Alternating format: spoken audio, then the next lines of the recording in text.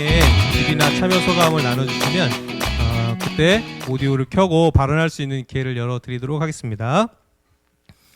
참가자명은 지금 아주 잘 바꿔주고 계신데요. 네, 그렇게 바꿔주시면 되겠습니다. 그리고 지금 시작할 때 비디오가 많이 꺼져 있는데요.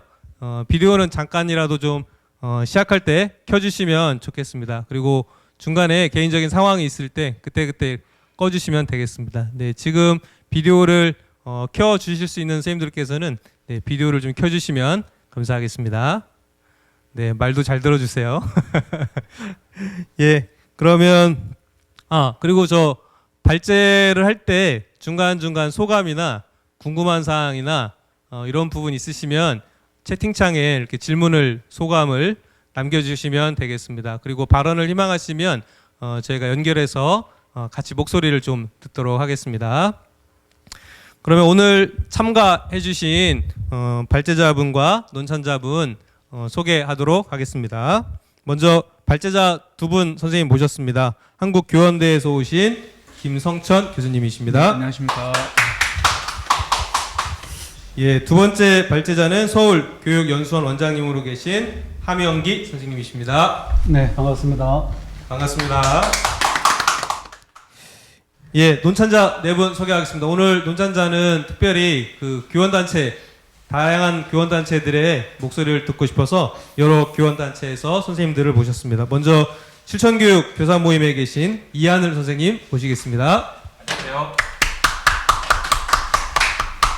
반갑습니다. 두 번째는 경기도 새로운학교 네트워크에서 오신 이충일 선생님 모시겠습니다. 반갑습니다. 네, 세 번째 논찬자는 교육정책 디자인 네트워크에서 오신 김인혁 선생님 모시겠습니다. 반갑습니다. 네, 마지막은 다 잘 아시죠? 네, 종사운동에서 헤어를 담당하시는 김영식 공동대표님이십니다. 반갑습니다. 네, 감사합니다.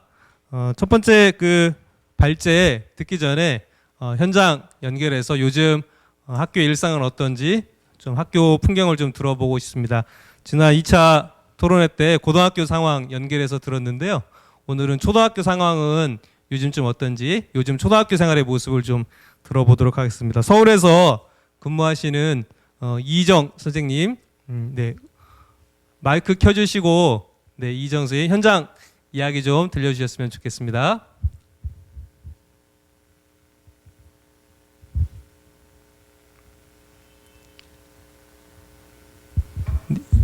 이정 선생님 마이크 키셨나? 됐나요? 네, 소리 잘 들립니다, 이정 선생님. 네. 네, 안녕하세요. 저는 공진초 2학년 담임을 하고 있는 이희정인데요. 지난번에 그 기사에 떴던 그 강서구에 있는 학번 그 코로나 확진자 학원 선생님이 있었던 그 학교 바로 앞에 있는 그 학원의 바로 앞에 있는 학교여서 지난주에는 굉장히 다이나믹한 학교 생활을 했습니다. 근데 온라인을 오프라인 그 등교를 중지하고 있는 상황이었는데 6월 1일 날부터 해서 주 6일로 해서 아이들은 주 2회고 월요일 화요일 해서 1학년 같은 경우에는 그 학년별로 2대씩 해서 홀수값으로 해서 이제 등교를 준비하고 있었거든요. 근데 갑자기 그 일이 터지면서 온라인 학습을 준비하면서 또 오프라인 등록을 준비하면서 거기에다가 이제 뒷수습을 우리 학교에는 확진자가 한 명도 없지만 그 뒷수습 같은 일들이 되게 많더라고요. 그 일까지 겹쳐서 지난주는 너무너무 바쁘고 정신이 없었어요. 지금 오늘은 조금 안정이 된 분위기였습니다. 네, 고맙습니다, 선생님. 네, 그래도 현장 목소리를 들려주어서 다행이라는 생각 듭니다. 정시에 퇴근해서 토론에 참여해 주었다는 것만으로도 고마운 마음이 듭니다. 네, 희정 선생님 중간중간 질문 있으면 채팅창에 질문 많이 남겨주시기 바랍니다. 네, 예, 그러면 이제 토론 시작하도록 하겠습니다. 첫 번째 발제자로 우리 김성천 교수님 발제 듣도록 하겠습니다. 20분 정도 시간 드리도록 하겠습니다. 예, 안녕하세요. 김성천입니다. 제 발제문은 뭐 일단 올해는 진짜 계획을 하면 안 되는 해였던 것 같아요. 계획을 하는 것마다 1월 달부터 지금까지 뭐 계획을 해갖고 제대로 성공을 해봤던 적이 없고 계속 연기와 취소 이걸 이제 반복해 왔었던 그러한 한 해가 아닌가 이제 싶고, 이제 2학기라고 해서 이게 또 안심이 되지 않는 그런 상황에서 이 불확실성 요소, 확실한 것들은 없고 불확실한 것들만 되게 커지는 이러한 상황들이 아닌가 싶습니다. 근데 또 한편에서는 이 이제 바이러스라고 하는 한 단백질 뭐 이런 것들이 실질적으로 이제 그 인간 세상을 얼마나 많이 바꿨는가라는 걸 놓고 봤을 때 정말 세상은 복잡계구나라는 것들을 알게 됐죠. 그래서 정치와 교육과 어떤 복지와 이제 이런 사회 이런 시스템 뭐 이런 기술적인 시스템까지 다 포함해서 하나의 그 연결체로 이루어져 있다라는 것을 알 수가 있었던 것 같아요. 그러면서도 또 한편 학교란 뭔가, 교육이란 뭔가에 대한 어떤 본질을 우리에게 던지기 시작했다라고 생각됩니다. 예를 들면 뭐 이제 온라인으로 만약에 수업이 계속 진행이 된다라고 이제 봤을 때 뭐 예를 들어서 뭐 EBS에 있는 내용들을 갖고 우리가 그냥 튼다라고 하면 거기에 과연 교사가 왜 필요할까라는 질문을 해볼 수도 있는 거죠. 또 학교를 꼭 우리는 늘 갔어야만 했는데 학교를 안 가고도 일정한 컨텐츠 접촉이 가능해지는 어떤 그런 상황 속에서 학교란 뭘까? 교사는 뭘까? 또 이제 아이들이 없는 상태에서 교사라는 어떤 존재로 살아가야 되는가라고 하는 근본적인 어떤 질문들을 이 상황에서 우리가 어쨌든 그 맞닥뜨리게 된 부분들이 있지 않을까 생각은 있고요. 또 한편 우리의 그 수면 아래에 있었던 약점들이 드러난 부분들도 있지 않을까. 이번에 어쨌든 그 갈등 국면들도 많이 있었잖아요. 예컨대 돌봄교실 문제만 하더라도 누가 이것을 할 거냐, 방역 문제만 하더라도 이것들을 누가 할 것이냐와 관련되어 있는 문제 속에서 상당히 그 내재되어졌었던 우리의 그 문제의식들이 수면 위로 확 올라왔었던 갈등이 극대화되어졌던 이러한 어떤 상황도 나타나지 않았는가 생각됩니다. 저는 이 과정에서 어떤 우리의 그 제도, 정책, 행정의 어떤 민낯까지도 사실은 일정하게 드러나지 않았는가라고 생각을 해봅니다. 이제 그럼에도 불구하고 어쨌든 또 이 상황에서 어쨌든 돌파구를 찾아야 하기 때문에 막 몸부림을 쳐 왔었던 여러 선생님들의 모습들도 있는 것 같아요. 제가 이제 그 자료 1로 제시했던 내용들을 보니까 그 어떤 선생님께서 이제 나름 이 위기 상황에서 그럼 우리가 한번 그 여러 가지 학습 좋은 툴들이 있으니까 에듀테크 하시는 분들도 있고 막 이러잖아요. 그러니까 구글 클래스룸이 됐던 뭐가 됐던 이런 좋은 솔루션을 내가 알려줄 테니까 우리가 한번 이걸 가지고 의미 있는 학급 운영, 의미 있는 수업들을 한번 해보자 라고 이제 제안을 했는데 이분은 좌절을 당했습니다. 했을 때 이제 선배 교사들에게 네가 이렇게 튀기 시작하면은 나는 뭐가 되느냐라고 하는 것들 괜히 피곤하게 만들지 말고 그냥 하던 거 있는 거대로 그냥 하면 되지. 괜히 이걸 하다가 우리끼리 출혈 경쟁 벌어질 수 있다라고 하는 것들 때문에 일종의 그 끌어내리기 효과 속에서 이분이 그 좌절을 해서 결국 그러한 흐름들이 전체로 나아가지는 못하고 일부 학년 안에만 이제 머물러지는 이러한 이제 상황들을 경험했던 내용들을 이제 제가 좀 정리를 했습니다. 자료 2에서는 이제 그럼에도 불구하고 나름 학교에서 선생님들과 함께 논의해 나가면서 좋은 이 위기 상황에서 어쨌든 수업을 어떻게 만들어 나갈 것인가, 교육과정은 또 어떻게 나가고 평가는 또 어떻게 만들어 나갈 것인가를 끊임없이 고민해 나가면서 하나의 그 변화를 만들어 갔던 걸 볼 수가 있는데, 이 자료 2에서 보여주고 있는 사례는 정확하게 말하면 선생님들과의 관계성이 평소에 형성되어져 있었고 신뢰망이 형성되어져 있었고 학습 공동체가 작동되어졌던 거거든요. 이러한 상황에서는 어떤 그 위기 상황이 오더라도 그런 어떤 교육을 가리키는 어떤 힘이라는 것들이 온라인 상황에 오더라도 모두 전환이 재빠르게 될 수 있었다라고 하는 거죠. 이런 힘이라는 것들이 일상 안에서 축적이 되어졌을 때에도 작동이 되더라라는 거예요. 그러니까 학습 공동체와 어떤 관계성, 혁신의 그런 마인드가 작동이 된다면 일정하게는 그 온라인 상황이 오더라도 이것들이 전이가 되더라라는 거고, 그것이 작동이 안 됐을 때는 이 위기 상황에서도 여전히 어려워지더라라고 하는 지점 안에서 결국 우리가 이 기본기라고 하는 것들에 대한 그 중요성에 대해서 다시금 깨닫게 되는 것 같습니다. 자료 3의 경우에는 이제 어떤 선생님께서 그 이제 그 게시판 글에서 올라왔던 글이거든요. 되게 그 베테랑 선생님이신 것 같아요. 이분은. 그런데 이분의 마지막 결론을 보게 되면은 너무 우리가 이제 튀지 말자라고 하는 부분들이 있는 거예요. 자칫하다 보면 우리 선생님들이 서로가 막 어떤 것들을 갖고 막 말한다라고 막 뽐내기 식으로 막 나가다 보면은 감당 안 된다, 나중에. 그렇기 때문에 내 많은 경험에서 봤던 내 실패 경험으로 좀 놓고 봤을 때는 좀 너무 이렇게 앞서서 막 치고 나가지 말아달라라고 하는 주문을 이분이 하고 있는 것들을 좀 보게 됩니다. 이런 것들이 이제 그냥 나온 건 아닌 거죠. 일정한 그 경험 체계에서 나왔던 부분들, 이제 예컨대 맘카페에서 학부모님들이 다 지금 우리가 어떤 수업들을 하고 있는지를 다 들여다보고 있는 이런 상황 가운데에서 자칫 선생님들끼리 막 너무 잘하려고 막 경쟁하다 보면은 그것들이 오히려 더 큰 어려움들을 갖고 올 수 있으니 좀 절제하자. 뭐 사실 이제 이런 메시지를 줬고 이런 글들이 또 많은 선생님들에게 공유가 되면서 공감을 얻었던 것들도 좀 볼 수가 있습니다. 이제 아마 이제 이 안에서 왜 이러한 생각과 글들이 나오게 되었는가에 대해서는 우리가 좀 고민을 많이 해볼 수 있을 것 같습니다. 사실은 지금 이제 원격 교육이라든지 온라인 수업이라고 하는 것들은 저는 오래된 미래라고 생각을 합니다. 예전부터 뭐 ICT라든지 유러닝이니 이러닝이니 이런 뭐 최근에 AI까지 나오면서 여러 가지 이야기들이 나오고는 있지만 사실 이런 이야기들은 뭐 새로 갑자기 나온 것은 아니죠. 그 전서부터 이미 그 교육에 대한 어떤 온라인과 연결되어져 있는 교육의 양상들은 왔었는데 이것이 이제 코로나19 상황이 오면서 갑자기 미래가 소환이 된 거죠.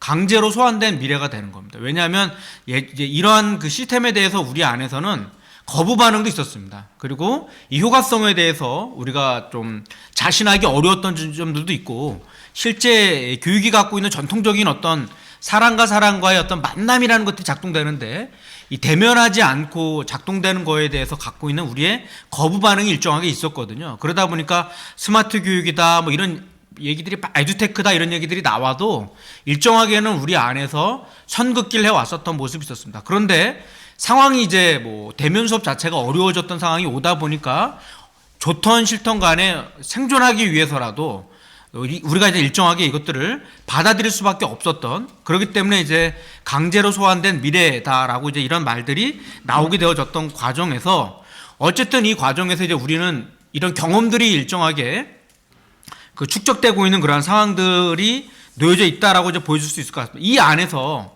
생각보다 어떠하더라라고 하는 생각보다 어렵지 않았고 할만하더라 생각보다 효과성이 좋지 않았더라 피곤하더라라고 하는 여러 가지 이제 경험들이 우리 안에 일정하게 그 축적이 되고 있는 이제 그러한 상황들이 아닌가 싶습니다.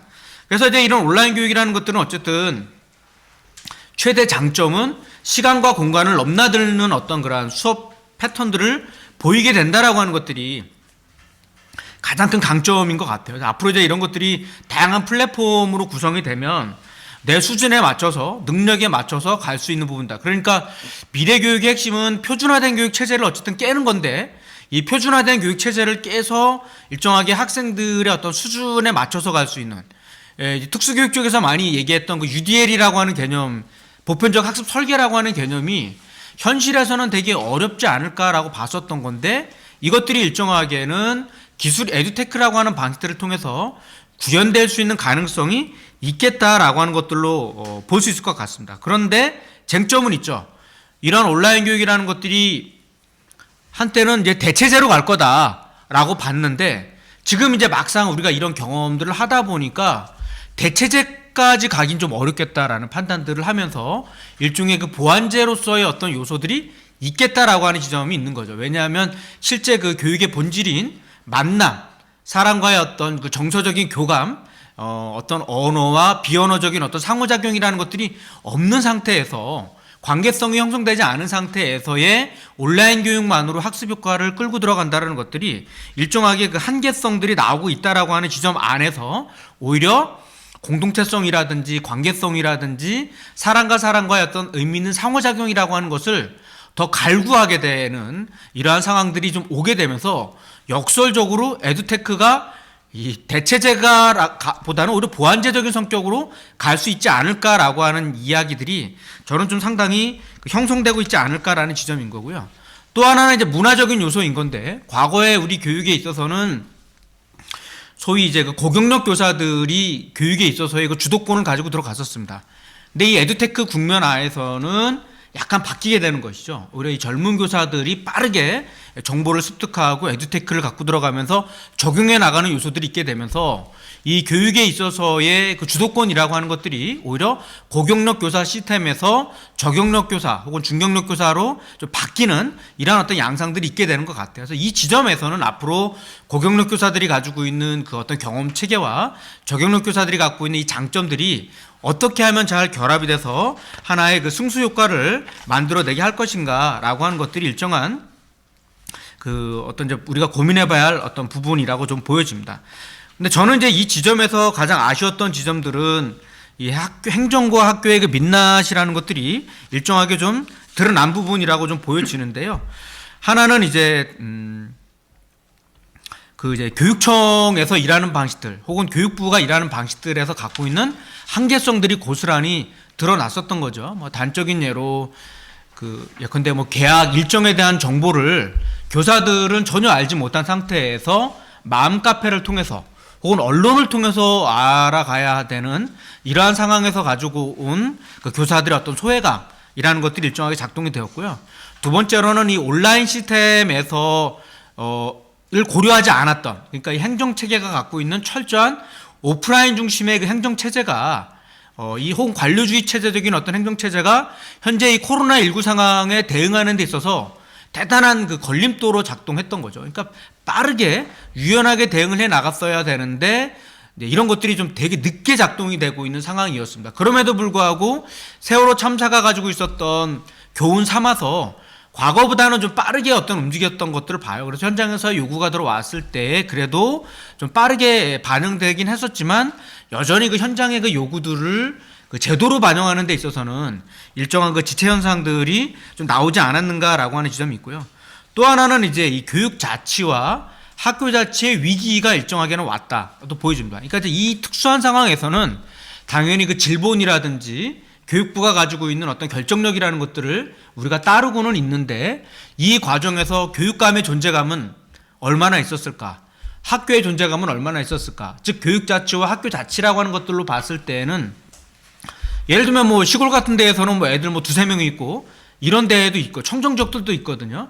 근데 그런 지역도 똑같이 이제 다 등교 시간을 획일화시켜서 나갔던 부분들 안에서 두세 명이 있는데도 여기는 왜 온라인으로 가야만 하는가라고 하는 질문을 우리가 해봐야 될 것 같고요. 또 하나는 여러 가지 위기 상황에서 학교 스스로가 논의하고 판단할 수도 있었음에도 불구하고 이제 오로지 다 지침만을 바라보고 있는 거죠.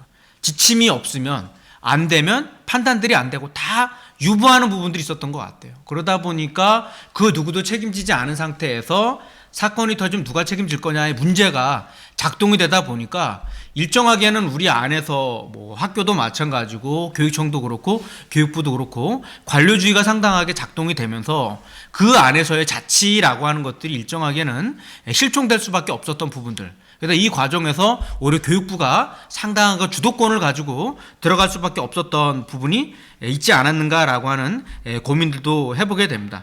아무튼 이제 그럼에도 불구하고 그 여러 가지 변화가 좀 있었던 부분이 있는데 또 하나는 우리가 이 일을 해나가는 과정 안에서도 여전히 감사라고 하는 것들을 되게 중심에 놓고 일을 하기 시작했다라는 거죠.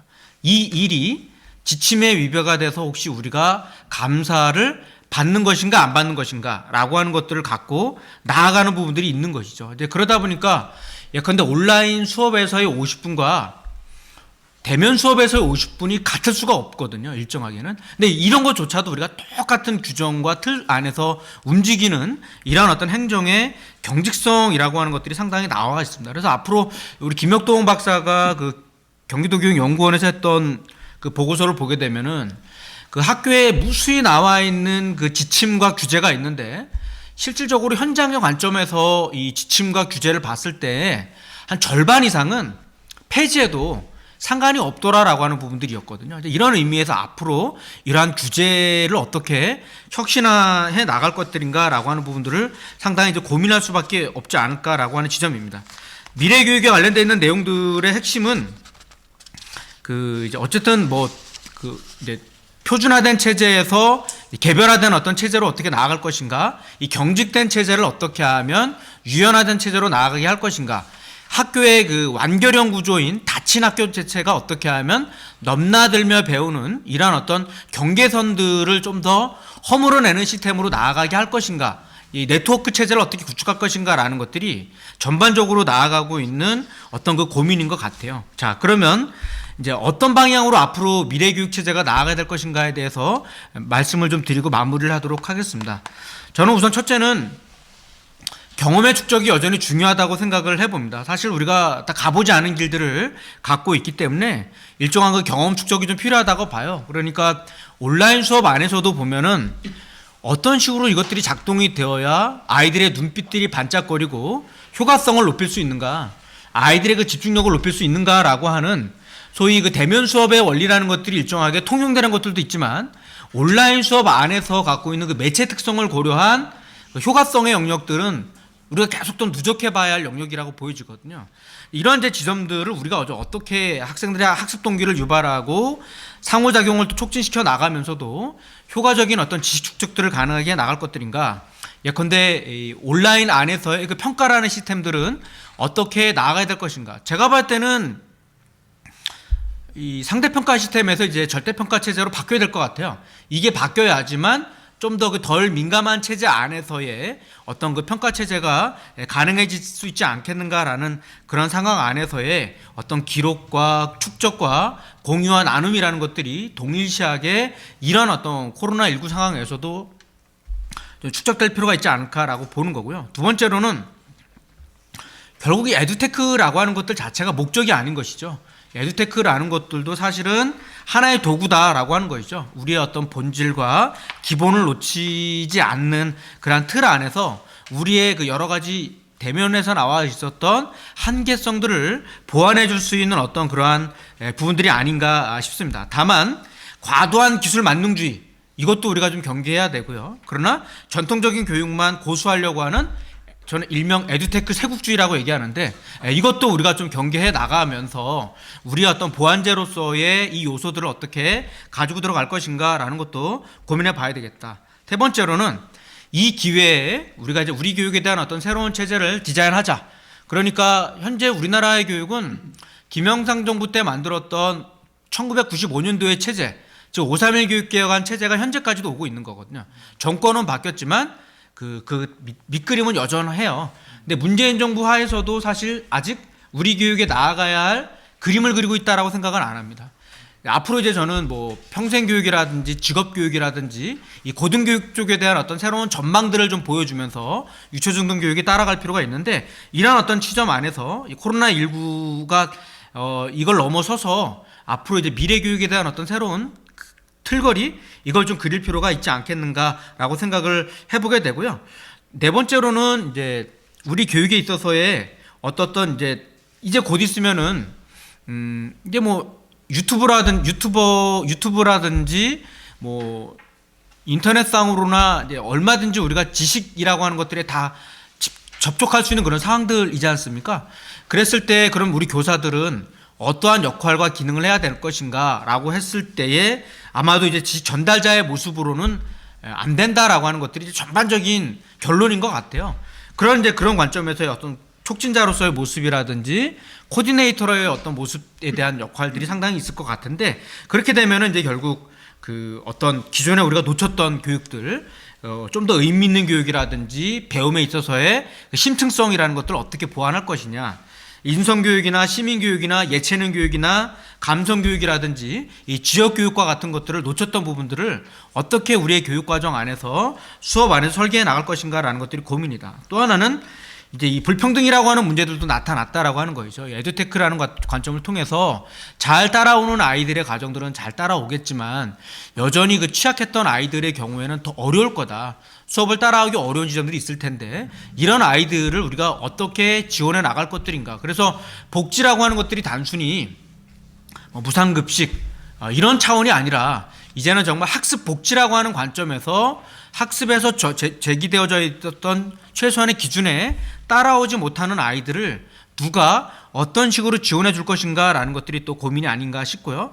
또 하나는 이제 이 행정체계가 이제는 감사를 받을 거냐 안 받을 거냐라고 하는 관점. 그래서 최악의 상황을 늘 고려하기 때문에 우리가 상용 메일도 못 쓰고 와이파이도 안 되고 있고 밴드도 못 하고 카톡도 못 하고 있는 이런 어떤 닫힌 행정 체계에 갖고는 어떤 창의성을 독려해 나가기가 어렵거든요. 그래서 이런 이제 지원 체계 자체를 좀 더 이제 전면적으로 구축하고 특히 교육지원청원 같은 데가 정말 제대로 현장을 지원해주는 지원 체계 시스템을 갖춰야 된다. 행정 안에서도 충분히 효율화할 수 있는 영역들이 있지 않겠느냐라고 하는 지점인 거죠. 이런 효율성의 영역들을 좀 더 갖고 들어와야 되고 정책들도 무수히 많은 정책들을 남발할 것들이 아니라 이제는 그동안은 뭐뭐 하겠다라고 하는 정책들을 잘 점검해 가면서 현장에 좋지 않은 반응들의 정책들을 다 과감하게 솎아내고 본질에 집중할 수 있는 어떤 이런 환경체제를 만들어낼 필요가 있겠다. 마지막으로는 저는 이제 오히려 학교의 이제 생태적 역할과 기능이 더욱더 이제 강화될 필요가 있지 않겠는가라고 생각을 해봐요. 그래서 이 앞으로 이 자치와 분권, 민주, 이 지역이라고 하는 가치가 대단히 중요한데 이것은 결국 넘나들며 배우기라고 하는 가치가 핵심인 거거든요. 이 넘나들며 배우기가 되려 그러면 어느 날 갑자기 예컨대 지금 뭐 돌봄 같은 경우도 지자체가 다 맡아라라고 말하지만 지자체에서는 콧방귀 낍니다. 그러니까 평소에 우리랑 무슨 관계가 있다고 니네들 일을 우리한테 넘기려고 그래 이러고 나가고 있는 거거든요. 이게 그런데 또 깨어있는 지자체는 이걸 또 자기들이 업무로 생각을 하고 가져가겠다라고 얘기를 해요. 이건 뭐냐면 기관도 똑같다는 거죠. 평소에 관계성을 가지고 사회적 자본을 축적했어야 된다라는 거죠. 이제 앞으로 마을교육 공동체나 혁신교육지구 사업 이런 것들을 통해서 이 지역과 어떤 그 학교와 지자체가 이 거버넌스 구조를 갖고 신뢰를 형성해야 됩니다. 이런 관계망 형성 없이 갑자기 니네들 이거 해달라 그래봐야 업무 다툼과 갈등으로밖에 갈 수 없다라고 하는 지점인 거죠. 그러니까 우리가 아쉬울 때는 학교를 지원해달라고 요구를 하면서 정작 우리가 지역에 어떤 기여를 했는가라는 고민 안에서 생태적인 어떤 관점에서 우리의 그 교육에 대한 어떤 성찰, 반성을 갖고 미래 교육에 대한 어떤 설계를 해야 되지 않을까 생각해 봅니다. 예, 이것으로 제 발제를 마치겠습니다. 감사합니다. 네, 감사합니다. 우리 첫 번째 발제 김성천 교수님 발제 끝났는데요. 우리 줌으로 참여하신 선생님 중에 질문 있으신 분은 지금 채팅창에 이렇게 남겨주시면 감사하겠습니다. 여기 현장에 앉아 계신 분들께서는 채팅창을 보기 어려워서요. 예, 김성천 교수님 발제하는 사이에 있었던 몇 가지 의견들 제가 좀 읽어드리도록 하겠습니다. 본질의 집중이라는 말이 귀에 쏙 들어온다는 말씀이 있으셨고, 에듀테크 이 기술이 미래 교육이 천편일률적인 것이 아닌 개별화 수업으로 나아가기 위한 좋은 도구도 될 수 있겠다는 생각. 수원의 대평고에 근무하시는 장정진 선생님도 말씀 나누셨고요. 그리고 아까 그 학교에서의 고경력 교사에서 저경력 교사로의 그 구조의 어떤 변화들이 있을 수 있다, 이렇게 이제 발제문에 있는데 또 반론도 있었습니다. 우리 채팅창에 오히려 그 초기에 그 설문했을 때에 40대 이후의 선생님들께서 오히려 더 줌으로 인한 쌍방향 수업을 더 많이 발전해 나가겠다, 이런 설문 응답도 있었다. 그리고 이 기술이라는 건 금방 배울 수 있는 것이라서 꼭 이렇게 경력의 차이가 있는 것만은 아닌 것 같다, 이제 이런 반론도 있었다는 것을 좀 말씀드립니다. 혹시 그 김상규 선생님 질문 괜찮으신가요? 아까 좀 말씀해 주셨었는데, 네, 오디오를 좀 해제해 주시고 상규 선생님, 예, 현장에서 목소리 전달해 주시면 좋겠습니다.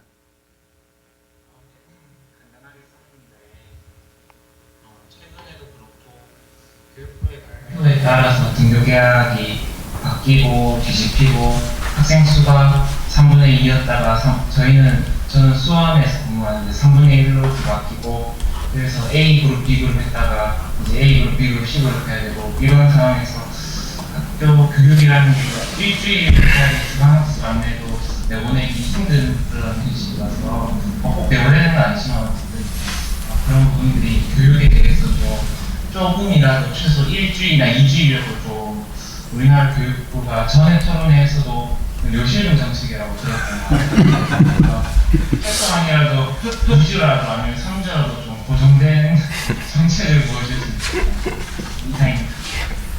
네, 조석규 선생님 했던 질문 중에 하나는 그 일희일비하는 상황이 너무 안타깝다.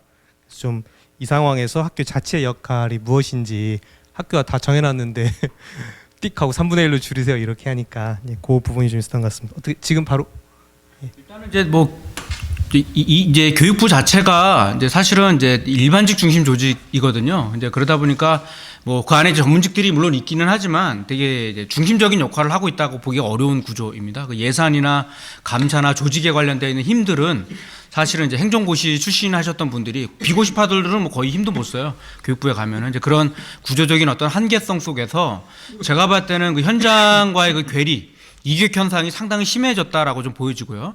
교육부 같은 경우에는 특히나 이제 그 언론의 그 동향을 너무 신경을 많이 쓰는 것이죠. 그래서 저는 아쉬운 지점들이 아니 이제 뭐 불확실성인 요소가 있는 건 알겠는데 최소한 그러면 대충 이러한 사만 정도의 그 어떤 그 구조는 있었다라고 하는 것들이 있었으면 이제 그런 거 정도는 미리 안내를 해 주거나 이제 아니면 이제 지역 어떤 이제 교원단체나 이런 분들하고 간담회가 있으니까 그걸 통해서 이제 갈 수도 있겠죠. 그래서 뭐 저는 언론에다가 뭐 계약 일정을 얘기할 게 아니라 공문으로 먼저 쏴주고 이후에 이제 어쨌든 언론에다가 이런 식으로 간다라고 얘기했는데 일의 순서가 너무 이제 언론을 중심으로만 그 생각을 해 왔었던 과정에서 그 나타나는 어떤 한계가 있지 않을까 이런 지점이 있어요. 그래서 이제 앞으로 좀 교육부 같은 경우 이제 교육부 같은 경우에 국가교육위원회라고 하는 좀 더 견인할 수 있는 어떤 체제 이런 것들도 상당히 좀 중요하지 않는가 싶고요.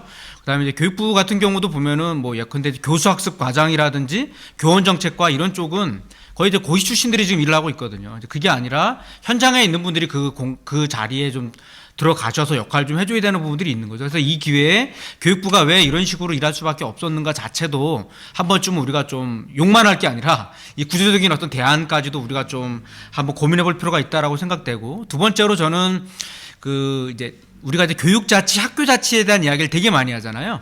근데 이 교육자치, 학교자치의 핵심은 저는 교육과정의 자치라고 생각을 해요. 그러니까 이 교육과정의 자치라고 하는 것들은 교육부 손떼라라가 아니라 교육부는 이제 어떤 큰 수준 안에서의 어떤 방향성들을 제시해 주는 거고, 그러나 실질적인 어떤 권한은 지역과 학교 안에서 내용들을 찾아가는 부분들에다가 필요하면 단위 학교 안에서 교과목까지도 개설해 낼 수 있는 그런 어떤 이제 선택할 수 있는 범주가 엄청나게 많이 있을 수 있는 거죠. 근데 문제는 이제 그런 것들을 감당해 낼 수 있는 우리의 그 주체적인 역량, 이게 얼마나 되는가, 이게 이제 우리에게는 좀 고민이 되는데, 역량이 상승하면 상승하는 만큼 또 우리가 이런 이제 자치를 요구할 수도 있고요. 또 역으로 말하면 준비될 때까지 기다릴 것이 아니라 그 이제 우리가 하는 거 이제 그 제도적인 틀들을 열어줬을 때만큼 또 우리가 움직일 수도 있겠죠. 이런 두 가지적인 어떤 노력들이 같이 기울어졌을 때 변화가 온다라고 생각합니다. 네, 감사합니다. 네, 시간이 그냥 훌쩍훌쩍 잘 갑니다. 근데 우리 막 질문 폭풍. 네네. 예, 유튜브 라이브. 그러면 어떻게 할 것인가에서 첫 번째 경험의 구축이 필요하다고 하셨는데 구체적으로 무엇을 어떻게 하면 되는 걸까요? 이렇게 말씀드렸습니다. 혹시 지금 줌으로 참여하시는 선생님 유튜브 질문 혹시 잘 들리셨나요? 잘 안 들리셨죠? 잘 들으셨군요. 네, 감사합니다. 네, 그럼 요 답변까지만 좀 아주 간단하게 듣고 두 번째 발제로 가겠습니다. 네. 예, 저는 이제 경험의 구축의 제일 좋은 방법 중에 하나가 이제 그 실행 연구라고 생각을 해요. 그러니까 이제 우리가 놓쳤던 연구가 사실 실행 연구이거든요. 근데 우리가 실행 연구하면은 예전에 그 연구 시범 학교에서 해 왔었던 그런 이제 현장 연구로 생각들을 많이 하죠. 근데 이게 약간 가산점하고 연결이 되면서 되게 왜곡이 많이 되어져 있습니다. 근데 최근에 이제 저희 교원대에서도 이런 실행 연구를 되게 강조하기 시작을 했거든요. 그러니까 이제 논문을 위한 논문이 아니라 현장에서 어쨌든 실천을 할 수가 있잖아요. 예컨대 이런 상황에서 내가 학습 공동체를 꾸려서 에듀테크라고 하는 걸 갖고 한번 적용을 해봤어. 근데 이런 과정에서 어디서 실패를 했었고 성공을 했던 점이 있었다면 왜 성공을 했는지에 대한 여러 가지 우리의 그 어떤 성찰 속에서 나오는 경험 체계가 있는 거거든요. 이런 경험 체계들을 잘 좀 이제 실패까지도 좀 정리해 나가는 그 과정을 좀 결과만 중시하는 것이 아니라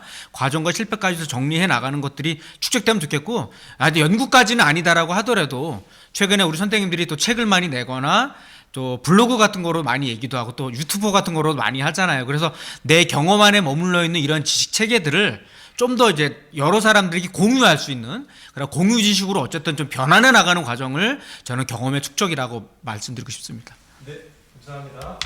이 거의 질문의 폭풍. 네, 감사합니다. 두 번째 그 발제 이어가겠습니다. 두 번째 발제는 그 서울교육연수원 원장님으로 계신 함영기 원장님의 발제가 있겠습니다. 저희 박수로 맞이할까요? 예, 서울교육연수원에 근무.